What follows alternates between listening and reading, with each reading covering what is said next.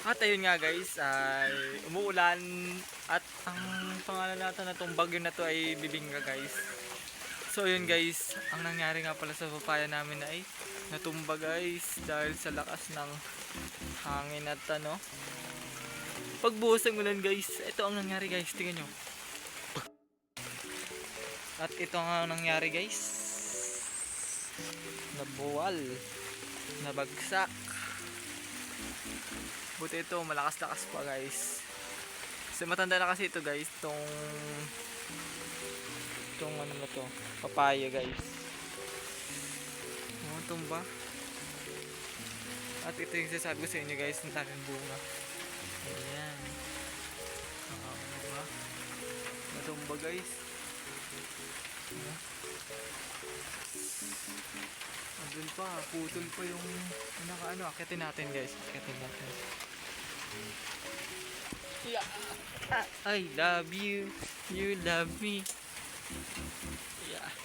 Diba? Madulas guys.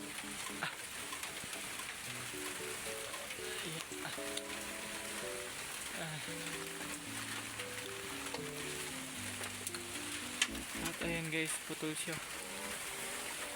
Yung pinakaulo nandun. Yun. Ay, ang lakas ng ulan guys. Oh. Ambon lang yan guys, ambon.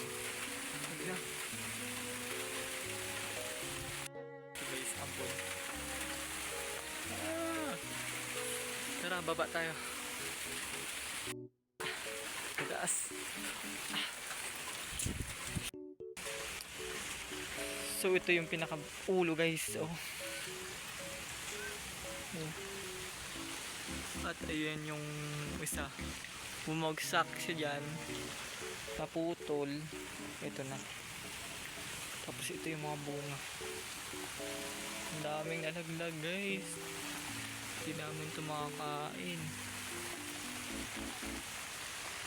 sayang. Nakakita naman.